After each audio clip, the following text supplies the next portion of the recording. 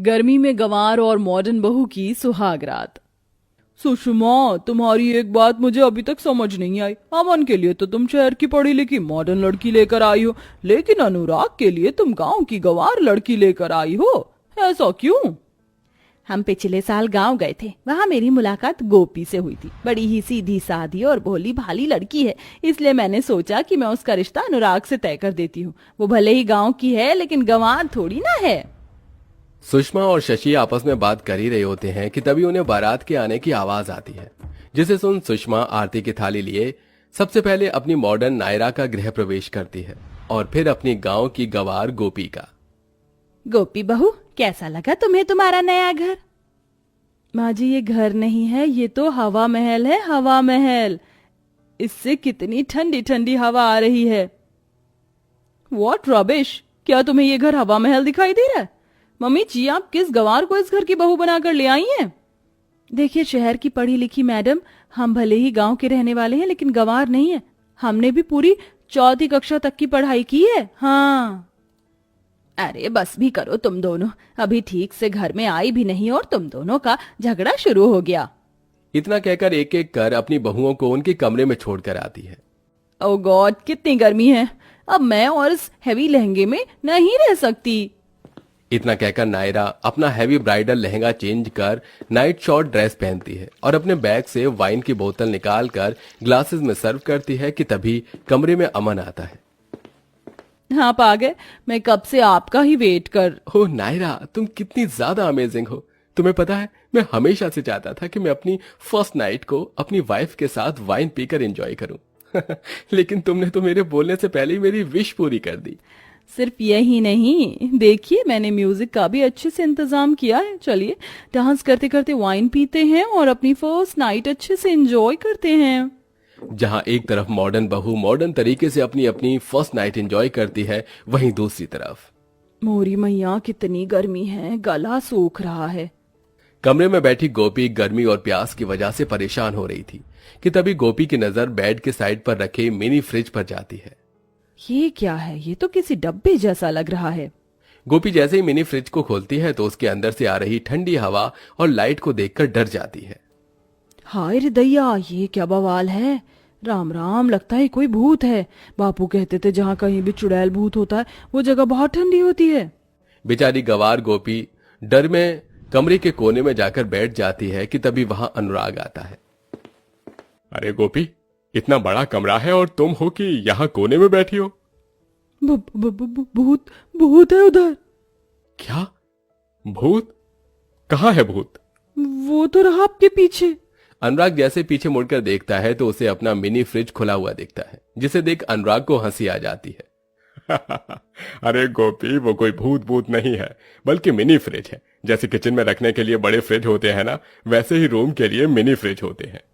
क्या? तुम भी ना गोपी, चलो अब तुम जाकर अपने कपड़े चेंज कर लो।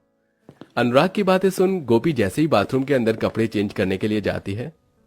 हाय रे दैया, ये क्या? मुझे तो लगता था कि हमारे गांव में ही नदी तालाब होते, लेकिन यहाँ तो शहर के अंदर भी नदी है। लेकिन ये थोड़ी अजीब है। बहुत गर्मी लग रही है, काम करती हूँ, नदी के अंदर जाकर थोड़ी गर्मी दूर कर लेती हूँ। बाथरूम में बने बाथ टब को गोपी नदी समझकर उसके अंदर कूद जाती है, लेकिन तभी गोपी का पैर बाथ टब में फिसल जाता है और गोपी पानी के अंदर अपने हाथ पैर चलाने लगती है। पानी की आवाज सुन अनुराग भागकर बाथरूम के अंदर आता है और गोपी को बाथ टब से बाहर निकालता है। हाँ, अच्छा हुआ आप आ गए, वरना मुझे तो लग रहा था कि आज तो मैं पक्का राम जी के पास चली जाऊंगी। लेकिन गोपी, तुम इस बाथ टब के अंदर क्या कर रही थी? मैं तो गर्मी से बचने के लिए इसके अंदर गई थी, लेकिन मैं जैसे ही इसके अंदर कूदी मेरा पैर फिसल गया। गोपी, ये नदी नहीं है, ये बाथ टब है और इसके अंदर कूदते नहीं है, इसके अंदर नहाते हैं। अनुराग गोपी को कमरे में ले आता है। एक काम करो, तुम अपने ये गीले कपड़े चेंज कर लो। मैंने एसी चला दिया है, अब तुम्हें गर्मी नहीं लगेगी। मैं तब तक कुछ खाने के लिए लेकर आता हूँ। इन्होंने मुझे कपड़े बदलने के लिए तो कह दिया, लेकिन ये गीले कपड़े कहाँ सुखाऊं? यहाँ तो कोई ऐसी जगह भी नहीं है। गोपी इतना बोल ही रही होती है कि तभी उसकी नजर पंखे और एसी पर जाती है, जिसे देख गोपी के दिमाग में एक गंवार हरकत सूझती है और वो अपने गीले कपड़े एसी और पंखे पर डाल देती है। जिसके बाद अनुराग जैसे ही कमरे में आता है।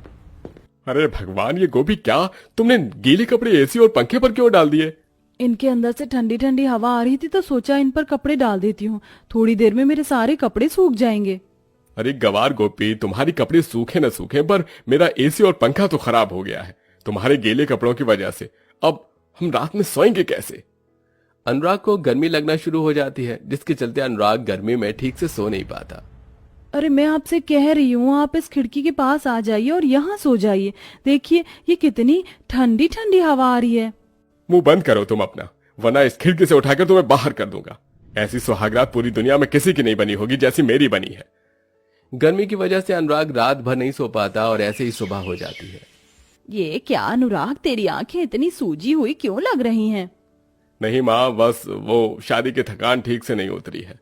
नायरा, गोपी बहू, एक काम करो, तुम दोनों जाकर मैंगो शेक बनाकर ले आओ। गर्मी का मौसम है, मैंगो शेक पीकर ही अब राहत मिलेगी। सुषमा की बात सुन नायरा और गोपी किचन में जाती हैं और नायरा मैंगो शेक बनाने लगती है। गोपी, मैंने मैंगो शेक बना दिया। एक काम करो, तुम फ्रिज खोलकर इन सभी ग्लासेस में बर्फ डाल दो, मैं अभी आती हूँ। नायरा की बात सुन गोपी जैसे ही फ्रिज खोलकर बर्फ निकालती है। ये बर्फ के टुकड़े तो कितने ठंडे ठंडे हैं। अगर ये बर्फ के टुकड़े मैंने कपड़े के अंदर डाल दिए तो मुझे बिल्कुल भी गर्मी नहीं लगेगी। गोपी उन बर्फ के टुकड़ों को ब्लाउज और साड़ी के अंदर डाल देती है और बाकी बचे बर्फ के टुकड़ों को मैंगो शेक में डालकर बाहर ले आती है। बर्फ की वजह से गोपी के कपड़े गीले होने लगे थे, जिसे देख सुषमा कहती है, ये क्या गोपी बहू, तेरे कपड़े गीले क्यों हो रहे हैं? इनके अंदर से तो पानी भी टपक रहा है। माँ जी, मैंने अपने कपड़ों के अंदर बर्फ के टुकड़े डाल दिए थे, बहुत अच्छा लग रहा है, बिल्कुल गर्मी नहीं लग रही है। क्या कहा तुमने? बर्फ के टुकड़े अपने कपड़ों के अंदर डाल दिए? गंवार, बर्फ खाने के लिए होती है, ना कि कपड़े के अंदर डालने के लिए। हाँ गोपी बहू, हम तो घर वाले हैं, अगर कोई बाहर वाला तुझे ऐसी हरकत करता देख लेगा तो हमारे घर की क्या इज्जत रह जाएगी। आइंदा ऐसी हरकत होनी नहीं चाहिए, समझी? शादी के बाद गोपी अपने ससुराल की सारी जिम्मेदारियों को अच्छे से संभालती है, अपनी सास की खूब सेवा करती है, लेकिन गर्मी से बचने के लिए अपनी गंवार हरकतों को करना बंद नहीं करती। मेरी बगिया के पौधे फूल कैसे खुश हो रहे हैं इतनी गर्मी में ठंडा पानी पीकर। आज तो मैं तुम्हें जी भरकर ठंडा पानी दूंगी। वैसे इन्हें पानी दे देकर मेरे पसीने छूट गए। एक काम करती हूँ, थोड़ा सा पानी अपने ऊपर भी डाल देती हूँ। गर्मी से परेशान होकर गोपी अब पाइप का सारा पानी खुद पर डालने लगती है। गोपी को यह सब करते हुए शशि देख लेती है, जिसे देख शशि गुस्से में सुषमा के पास जाती है। बड़ा शौक था ना तुम्हें गंवार बहू लाने का, देखो तुम्हारी गंवार बहू कैसे तुम्हारी नाक काट रही है। अरे हुआ क्या, कुछ बताओगी? खुद ही चल कर देख लो। सुषमा शशि और बाकी परिवार वालों के साथ जैसे ही गार्डन में जाती है तो देखती है कि उसकी गंवार बहू कैसे पाइप से गार्डन में खड़ी होकर नहा रही है और आसपास मौजूद सभी पड़ोस वाले उसे देखकर हंस रहे हैं।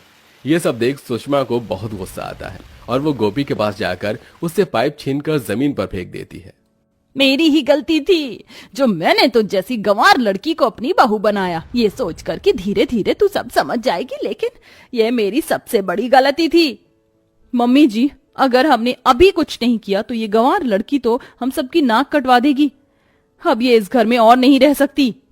इतना कहकर नायरा गोपी का हाथ पकड़ती है और उसे गेट से बाहर ले जाने लगती है कि तभी अनुराग आता है और गोपी का हाथ नायरा से छुड़वाता है।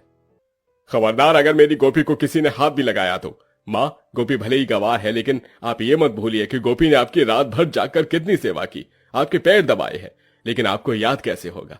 भला आपको तो बस इसकी गंवार हरकतें याद रहती हैं। गोपी ने जब भी कोई भी गंवार हरकत की तो हम सब ने उसे समझाने की बजाय डांटा। तो गंवार कौन हुआ, गोपी कि हम? कैसी बातें कर रहे हैं आप? माँ जी से, माँ जी इन्हें माफ कर दीजिए। आप सबको मुझसे परेशानी है ना, मैं ही चली जाती हूँ। ये कैसी बातें कर रही है बहू, तेरे बिना तो ये घर सूना है। अनुराग बिल्कुल ठीक कह रहा है, गलती मेरी ही है, मैं हमेशा तुझे डांटती रहती। बहू मुझे माफ कर दे। अब सुषमा धीरे धीरे गोपी को शहर के मॉडर्न तौर तरीकों के बारे में बताती है। वहीं नायरा भी अब अपनी सास के साथ मिलकर इसमें गोपी की मदद करती है, जिससे कुछ ही हफ्तों में गोपी धीरे धीरे शहर के सभी मॉडर्न तरीके सीख जाती है और अब हंसी खुशी अपने परिवार के साथ रहती है।